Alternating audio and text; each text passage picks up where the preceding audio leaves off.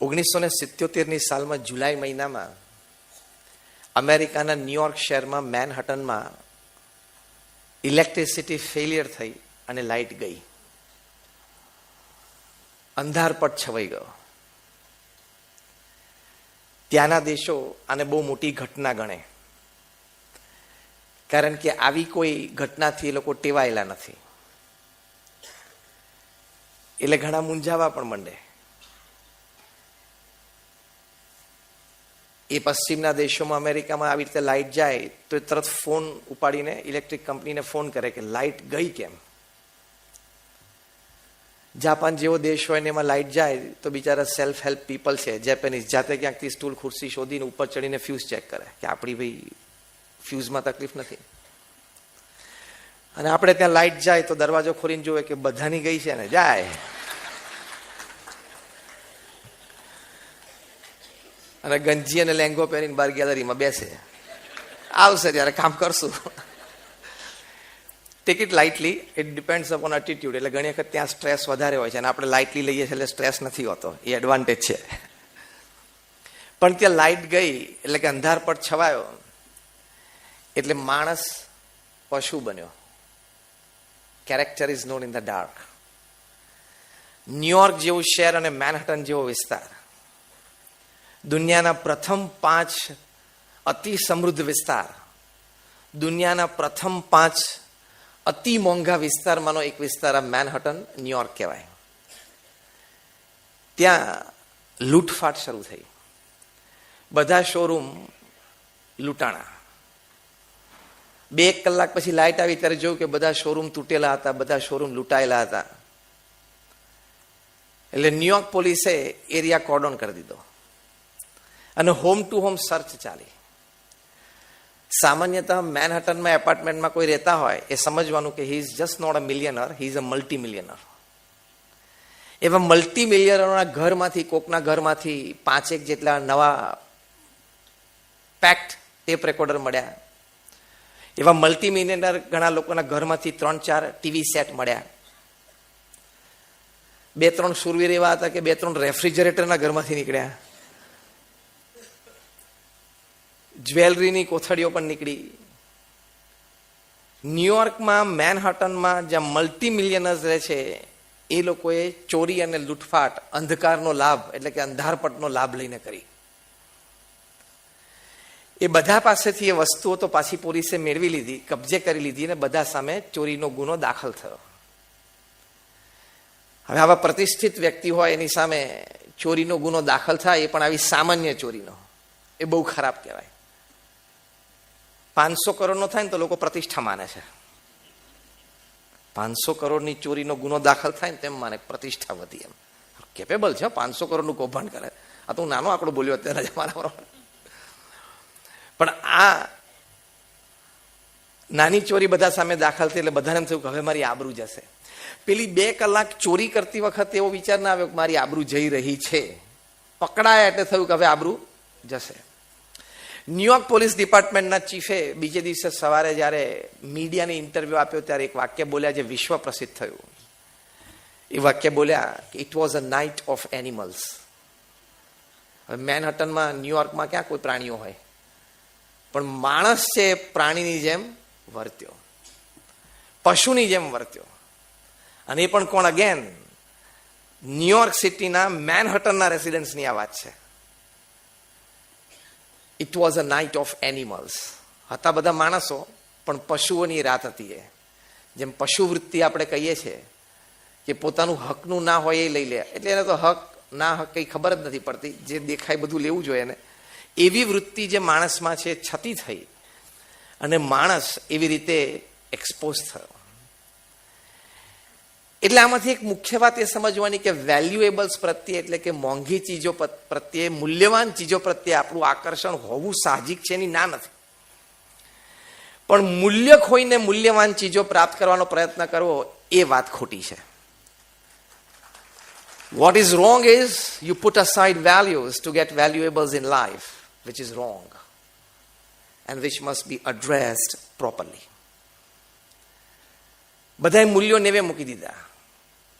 પ્રામાણિકતાના, નૈતિકતાના, બધા જ મૂલ્યો નેવે મૂકીને પશુ રૂપે વર્ત્યા. અગેન, મૂલ્યવાન ચીજો તમે તમારી જાત મહેનતથી ખરીદો, પહેરો, વાપરો, ભોગવો, એની ના નથી. પણ મૂલ્યોને મૂકીને જે અત્યારે 21મી સદીમાં આપણને ખૂબ દેખાય છે કે મૂલ્યોને મૂકીને મૂલ્યવાન ચીજો લેવા માટે દોડે છે, ત્યારે ઘણી ઠોકર ખાય છે. વ્યક્તિગત જીવનમાં ઠોકર ખાય, સામાજિક જીવનમાં, પારિવારિક જીવનમાં ઠોકર ખાય, પ્રતિષ્ઠા, આબરૂ પણ જાય. એટલે આ વિષય સમજવા માટે ખાલી આ દ્રષ્ટાંત એટલે કે આ સ્ટોરી ઇઝ ઇનફ કે વેલ્યુઝના ભોગે વેલ્યુએબલ્સનો પ્રયત્ન કરવો નહીં. નીતિમત્તા અને પ્રામાણિકતાથી કામ કરીને જેટલું મળે એમાં સંતોષ રાખવો. પ્રમુખ સ્વામી મહારાજ એક વાત બહુ જ સરસ કરતા, એમના વિશાળ અનુભવ પરથી અને એમના આધ્યાત્મિક શાણપણામાંથી. પોતે કહેતા કે પ્રામાણિકતા રાખીને, હું એમને એક્ઝેક્ટલી વર્ડ ટુ વર્ડ અને લેટર ટુ લેટર કોટ કરું છું. પોતે કહેતા કે પ્રામાણિકતા રાખીને સૂકો રોટલો મળે તો એમાં પણ આનંદ આવશે, અને પ્રામાણિકતા છોડીને 32 પકવાનનો થાળ મળશે તો પણ અશાંતિ રહેશે.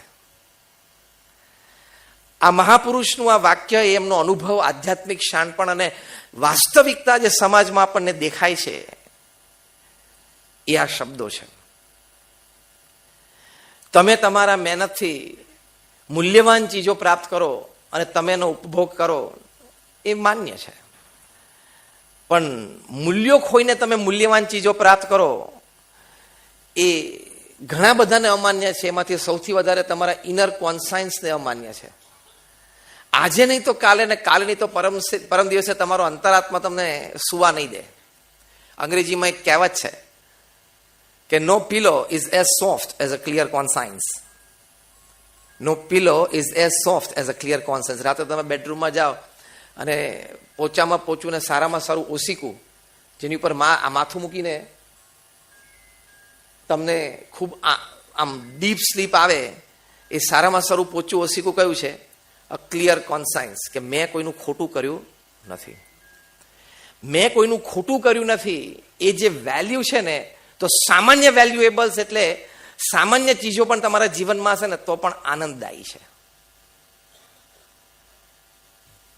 This is values versus valuables. બીજું એક દ્રષ્ટિકોણ કે જે વેલ્યુએબલ્સ એટલે કે મૂલ્યવાન ચીજો, એ તો ફરતી રહે છે, એની કોઈ સ્થાયી કિંમત નથી. ચાંદીની ખૂબ કિંમત હતી, સોનું આવ્યું તો ચાંદીની કિંમત જતી રહી. અત્યારે સોનાની કિંમત ચોક્કસ છે, પણ એના કરતા પણ મોંઘું પ્લેટિનમ મળ્યું છે. પછી તેલ નીકળ્યું તો કે this is black gold.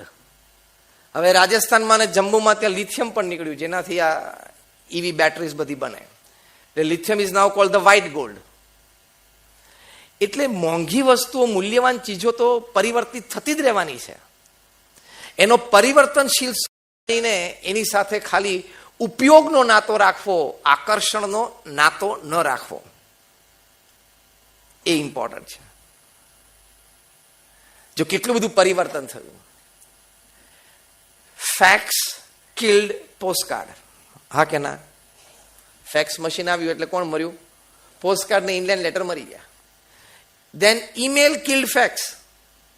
Email આવ્યું એટલે ફેક્સ મરી ગયો. Internet killed library. ઇન્ટરનેટ આવ્યું એટલે લાઇબ્રેરી બિચારી મૃતપાય થઈ ગઈ. YouTube killed DVD. યુટ્યુબ આવ્યું એટલે ડીવીડી મરી ગઈ. કેબલ ટીવી મરી ગયું.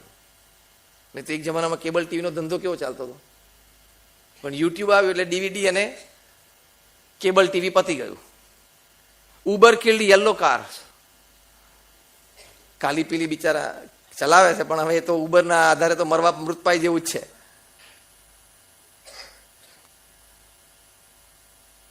Wikipedia killed encyclopaedia before encyclopaedia killed dictionary. પરિવર્તનશીલ જગત છે, સતત નવી નવી વસ્તુ આવતી રહેવાની. 80ના દાયકામાં કોમ્પ્યુટર 286 અત્યારે કેવું જૂનું લાગે.